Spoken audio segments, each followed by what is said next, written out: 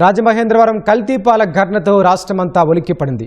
అసలు మనం తాగుతున్న పాలు ఎంతవరకు శ్రేయస్కరం, వాటిల్లో ఏవైనా విష పదార్థాలు కలిశాయన్న సందేహాలు వెంటాడుతున్నాయి.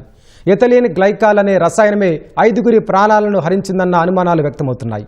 ఇంతకీ డైరీల్లో పాల శీతలీకరణ ఎలా జరుగుతుంది, పాలు ఎప్పుడు ప్రమాదకరంగా మారతాయన్న అంశాలపై Krishna milk union managing director Kolli ఈశ్వరబాబుతో మా ప్రతినిధి శ్రీనివాస్ మోహన్ ముఖాముఖి. రాజమండ్రిలో పాల కల్తీ ఉదంతం రాష్ట్రవ్యాప్తంగా చర్చనీయాంశంగా మారింది. అసలు డైరీల్లో పాల సేకరణ నుంచి పాల నిల్వ వరకు ఏ విధంగా జరుగుతుంది, అసలు ఎందుకు పాల శీతలీకరణ అనేది అవసరం ఉంటుంది అనే విషయాన్ని Krishna milk union managing director Kolli Eswarababu గారు ఉన్నారు. ఆయన అడిగి మధ్య వివరాలు తెలుసుకున్నాం. సార్ నమస్తే అండి. ముఖ్యంగా రైతుల నుంచి సేకరించిన పాలు శీతలీకరణలో డైరీలు ఎలాంటి విధానాలు అనుసరిస్తారు, జనరల్గా కూలింగ్ ప్రాసెస్ ఎలా ఉంటుంది సార్? మన గ్రామాల నుంచి రైతు దగ్గర సేకరించిన పాలని త్వరితగతిన శీతలీకరణ చేయడానికి వారికి దగ్గరలోనే బల్క్ మిల్క్ కూరలు కానీ చిల్లింగ్ సెంటర్లు కానీ ఏర్పాటు చేశాము. వాటిలో ఏంటంటే సేకరించగానే దాదాపు 1-2 గంటల లోపలే మన బల్క్ మిల్క్ కూలర్ రావటం, తగిన పరీక్షలు చేసి వాటిని ఒకవేళ ఆమోదయోగ్యం అయితే తీసుకుని వెంటనే శీతలీకరణ చేసి 4 డిగ్రీల సెంటిగ్రేడ్కి టెంపరేచర్ తీసుకొస్తాం. ఇది ఎందుకు చేస్తామంటే దాంట్లో ఉండే లాక్టిక్ బ్యాక్టీరియా వాటి గ్రోత్ని మనం ఇన్హిబిట్ చేస్తూ ఆ పాల క్వాలిటీని కాపాడటానికి చిల్లింగ్ చేసి వెంటనే ఇన్సులేటెడ్ రోడ్ మిల్క్ ట్యాంకర్ల ద్వారా మెయిన్ ప్లాంట్కి, మన 2 ప్లాంట్లు కానీ ఏదో ప్లాంట్కి మనం రవాణా చేయడం జరుగుతుంది. ఈ సేకరణలో కానీ అలాగే బిఎంసీల దగ్గర కానీ అన్ని జాగ్రత్తలు తీసుకుని ఎప్పటికప్పుడు పరీక్షలు చేసుకుంటూ వాటి నాణ్యత నిర్ధారణ తర్వాతనే ప్రాసెసింగ్ చేయడం జరుగుతుంది. సాధారణంగా చిల్లింగ్ చేసినప్పుడు కూలెంట్గా మొత్తం ఉండడం కోసం మనం అనుసరించే ప్రాసెస్ ఏంటి సార్, ఏ విధంగా చేస్తాం సార్? అంటే యూజువల్గా డైరీల్లో మనం వాడేది చిల్డ్ వాటర్ అండి. రెగ్యులర్ వాటర్ని మనం అమోనియా రెఫ్రిజరేషన్ సిస్టమ్ ద్వారా చిల్డ్ వాటర్ తయారు చేసుకుని ఆ చిల్డ్ వాటర్ని వాటిని స్టోరేజ్ చేయడానికి ఐస్ బ్యాగ్ ట్యాంకులు ఉంటాయి. వాటి ద్వారా చిల్డ్ వాటర్ ద్వారా ఈ పాలని అంటే ప్లేట్ హీట్ ఎక్స్చేంజర్స్ ద్వారా మనం చిల్లింగ్ చేయడం జరుగుతుందండి. అంటే ఎక్కడ కూడా కెమికల్స్ ఏమి ఉండవు, ఓన్లీ చిల్డ్ వాటర్ ద్వారానే ఈ కూలింగ్ ప్రక్రియ జరుగుతుంది. అంటే సాధారణంగా చూస్తే డైరీల్లో ఇప్పుడు ఎక్కడైతే ఏవైతే కొన్ని రసాయనాలు వినియోగించారు అంటున్నారు, పూర్వకాలంలో ఏమైనా డైరీల్లో ఎలాంటి కెమికల్స్ కానీ ఇప్పుడున్న కాకపోయినా కొన్ని దశాబ్దాల కింద ఏమైనా వాడే పరిస్థితి ఉండేది? అంటే టెక్నాలజీ చాలా అభివృద్ధి చెందిందండి. ఇదివరకు అంటే నాకు 40 ఏళ్ల అనుభవంలో దాదాపు 30 సంవత్సరాల క్రితం మాత్రమే ఈ గ్లైకాల్ చిల్లర్ అనేది వాడటం జరిగేది. అదేంటంటే గ్లైకాల్ అనేది అది కూడా propylene glycol, it's an anti freeze agent. దాన్ని ఎందుకంటే వాడటం జరిగేది. నాకు తెలిసి 30 ఏళ్ళుగా ఇంకా పైగాను ఈ డైరీల్లో మాత్రం గ్లైకాల్ వాడకం అనేది లేదండి. అన్ని డైరీల్లో కూడా ఈ అమోనియా సిస్టమ్స్ ద్వారానే చిల్డ్ వాటర్ ఉత్పత్తి చేసి దాని ద్వారానే కూలింగ్ ప్రక్రియ శీతలీకరణ జరుగుతుంది. అంటే సాధారణంగా చూస్తే సార్ ఇప్పుడు రాజమండ్రిలో జరిగిన ఘటన కూడా చూస్తే ఎథిలీన్ గ్లైకాల్ తాలూకా కొన్ని అవశేషాలు కానీ లేకపోతే వాటికి సంబంధించినవి కానీ ఈ పాలల్లో కలవడం వల్లే ఈ తరహా జరిగింది అనేది ఒక అనుమానం అయితే వ్యక్తం అవుతుంది. సాధారణంగా డైరీల్లో ఎథిలీన్ గ్లైకాల్ వినియోగం అనేది ఉంటుందా, లేకపోతే అలాంటిది ఏమైనా ఉండే అవకాశం ఉంటుంది? అసలు లేదండి. అంటే డైరీల్లో అట్లీస్ట్ ఆర్గనైజ్డ్ డైరీ సెక్టర్లో ఎక్కడ కూడా గ్లైకాల్ వినియోగం ఉంటుందని నేను అనుకోను. మా డైరీలో అయితే గ్లైకాల్ అనేది ఎక్కడ వాడడం. నాకు తెలిసి ఈ పెద్ద డైరీలో ఎక్కడ కూడా గ్లైకాల్ వాడకం వినియోగం అనేది నేనైతే వినలేదు. అంటే చాలా వరకు చూస్తే సార్ పాలల్లో అడల్టరేషన్ సంబంధించి మీరు అన్నట్టుగా కూలింగ్ చేసిన సమయంలో అమోనియా వినియోగం ఇవన్నీ జరిగినప్పుడు కూడా ఎక్కడైనా పాలల్లో వీటికి సంబంధించిన ఏమైనా కలిసే అవకాశం ఉంటుందా, లేకపోతే ఉన్నప్పుడు ఒకవేళ జాగ్రత్తలు ఎలా ఉంటాయి సార్? అంటే మనం చిల్లింగ్ చేసేదంతా కూడా చిల్డ్ వాటరే కాబట్టి ఇది ఇక్కడ లీకేజ్ అనేది ప్రతిసారి టెస్ట్ చేసుకోవడానికి మా దగ్గర రకరకాల టెస్టింగ్ ప్రాసెస్ ఉంది. అలాగే ఇటువంటిది ఏమైనా జరిగితే పాజిటివ్ టెస్ట్ అని కానీ ఇవన్నీ కూడా పాస్టరైజేషన్ కరెక్ట్గా జరిగిందా లేదా, ఇటువంటి అవశేషాలు ఉన్నాయని కూడా గుర్తించడానికి కూడా రకరకాల పరీక్షా విధానాలు ఇప్పుడు మన అందుబాటులో ఉన్నాయి. కాబట్టి ఇవన్నీ కూడా మన డైరీస్లో చేస్తారండి. అంటే జనరల్గా చూస్తే పాలు సేకరించినవి క్యాన్లలో చాలా వరకు ప్రిజర్వ్ చేస్తారు. అసలు క్యాన్ల శుభ్రం ఒకవేళ ఏమైనా కల్తీ కానీ లేకపోతే ఎక్కడైనా ఏమైనా బ్యాక్టీరియా ప్రాబ్లం కానీ ఉంటే క్యాన్లోనే ఉండే అవకాశం ఉంటుంది. సో క్యాన్లు ఎలా శుభ్రం చేస్తారు సార్? క్యాన్లు శుభ్రం చేయడం ముందుగా మనం హాట్ వాటర్తో క్లీన్ చేస్తారండి. తర్వాత మళ్ళీ దాన్ని క్లీనింగ్ ఏజెంట్ అంటే సోప్ ఆయిల్ కానీ ఈ అటువంటిది వాటితో క్లీన్ చేసి మళ్ళీ హాట్ వాటర్ ఇచ్చి వాటిని క్యాన్లని ఐడోఫోర్తో క్లీన్ చేసి, ఐడోఫోర్ అంటే ఇట్ ఇస్ బ్యాక్టీరియాసైడల్ ఏజెంట్, దాన్ని క్లీన్ చేసి మళ్ళీ రెగ్యులర్ వాటర్తో క్లీన్ చేసి క్యాన్లను బోర్లిస్తారు. దాంట్లో ఉన్నవన్నీ కూడా కిందకి వెళ్ళిపోయినా జాగ్రత్తగా చూసి మాత్రమే తిరిగి మళ్ళీ కలెక్షన్ సెంటర్కి పంపిస్తారు. అంటే చాలా వరకు క్యాన్లో ఎక్కడ ఈ రెసిడ్యూస్ కానీ ఏవే ఉండే అవకాశాలు ఉండకుండా ఎలాంటి జాగ్రత్త?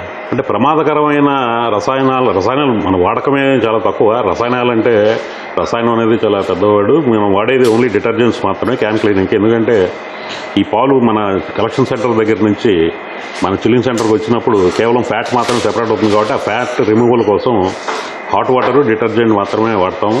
దాని తర్వాత ఇంకా అసలు బ్యాక్టీరియా ఏమైనా ఉన్నాయేమో చూసుకోవడానికి ఐడోఫోర్ వాడటం, మళ్ళీ దాని వెంటనే ఆ ఐడోఫోర్ కూడా అవశేషాలు లేకుండా మళ్ళీ వాటిని కడగటం, తిరిగి బోర్లో వేయటం. అప్పుడప్పుడు మా క్వాలిటీ కంట్రోల్ డిపార్ట్మెంట్ వారు కూడా వాటికి స్వాబ్ టెస్ట్ అని చేస్తూ ఉంటారు. అంటే బ్యాక్టీరియా ఏ లెవెల్లో ఉందో చూసుకోవడానికి. ఒకవేళ బ్యాక్టీరియల్ టెస్ట్లో ఏమైనా ప్రమాదకరం అయితే ఆ క్యాన్ని రీప్లేస్ చేయడం కానీ, అలాగే లేకపోతే మళ్ళీ ఇంకో హాట్ వాటర్ని క్లీనింగ్ చేయడం కానీ జరుగుతుంది. జనరల్గా వీటి ట్రైనింగ్ ప్రొసీజర్ స్టాఫ్కి ఎలా ఉంటుంది సార్? అంటే ఇప్పుడు మావి అన్నీ కూడా FSSAI సర్టిఫైడ్ ప్రొసీజర్స్ అండి.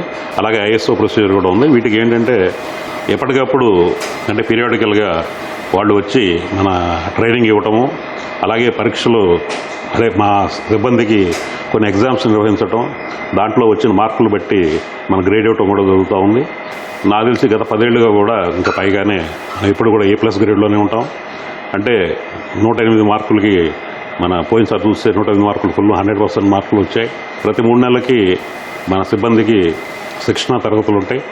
అలాగే వాటిని మనం ఎవాల్యుయేట్ చేయడం కూడా ఎప్పటికప్పుడు కొత్త విధానాలను అభివృద్ధి జరుగుతుంది.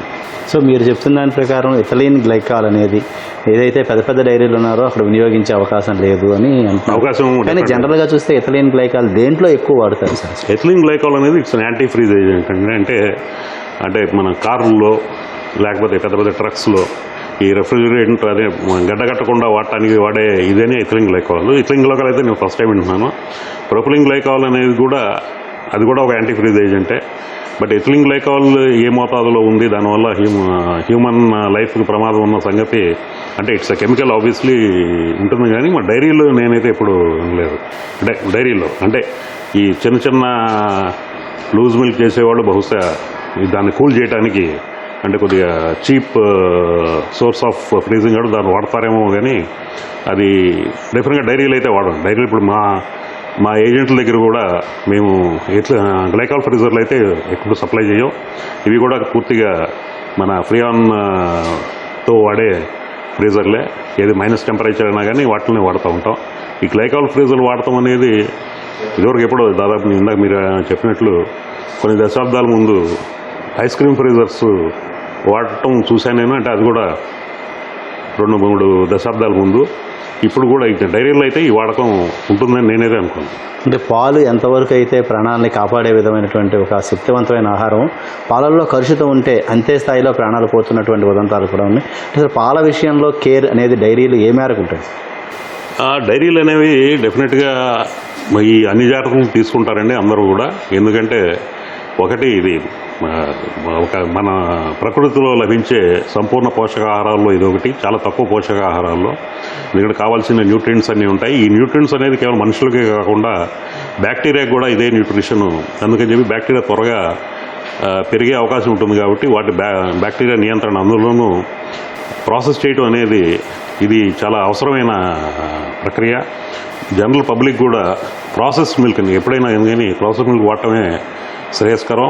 లూజ్ మిల్క్లో ఎప్పుడైనా కానీ ఇట్లాంటి కలుషిత పదార్థాలు అలాగే ఆరోగ్యానికి హానికరమైన పదార్థాలు కలిసే అవకాశం ఉంది. ఎందుకంటే బ్యాక్టీరియా, వైరస్ కూడా మన కోవిడ్ తర్వాత కూడా చూసాం. మన ఇమ్యూనిటీ లెవెల్స్ బాగా తగ్గిపోయి ఈ వైరస్ కూడా ఈ బ్యాక్టీరియా కూడా వాటిని మెరుగుపరుచుకుంటూ రోగ వ్యవస్థ మీద దాడి చేసే అవకాశం ఉంది. కాబట్టి ప్రజానీకానికి నేను చెప్పేది ఏంటంటే దయచేసి అందరూ కూడా లూజ్ మిల్క్ అంటే ఈ అన్ప్రాసెస్ మిల్క్ వాడకం తగ్గించి ప్రాసెస్ మిల్క్ ఏ డైరీ అయినా కానీ ప్రాసెస్ మిల్క్ వాడటం అనేది శ్రేయస్కరం. మీరు చూస్తే మన వెస్ట్రన్ కంట్రీస్, పాశ్చాత్య దేశాల్లో కూడా లూజ్ మిల్క్ అనేది పూర్తిగా నిషిద్ధం. లూజ్ మిల్క్ విక్రయాలు కేవలం మన దేశంలో కూడా కొద్దిగా ఉంది. కాబట్టి దాన్ని కూడా అన్ప్రాసెస్ మిల్క్ని విక్రయాలు నిషేధిస్తే ప్రజానీకానికి బాగుంటుందని నా అభిప్రాయం. ఎన్నో పోషకాలను అందించేటువంటి పాలు రైతుల నుంచి సేకరించిన దగ్గర నుంచి వినియోగదారుడికి పాలు సరఫరా చేసే వరకు గుర్తింపు పొందినటువంటి డైరీలో వివిధ రకాల పరీక్షలు, వివిధ రకాలైనటువంటి టెస్టులు చేసి వాటి నాణ్యత సక్రమంగా ఉంటేనే వినియోగదారులకు ఇచ్చే విధంగా చర్యలు తీసుకున్నట్లు Krishna milk union dairy managing డైరెక్టర్తో పాటు ఇక్కడ ల్యాబ్ ఇన్ఛార్జ్ చెప్తున్నారు. అయితే ఏవైతే కొన్ని ప్రైవేట్ డైరీలు చిన్నటువంటి డైరీలు ఉన్నాయో అక్కడ చేసేటువంటి ప్రాసెస్ విషయంలో సరైనటువంటి పర్యవేక్షణ లేకుండా జరిగేటువంటి ప్రమాదాల వల్లే కొన్ని అనర్థాలు జరుగుతున్నాయనేటువంటి అభిప్రాయం అయితే వ్యక్తమవుతోంది. విజయవాడ నుంచి కెమెరామెన్ సాయితో శ్రీనివాస్ మోహన్, ఈటీవీ.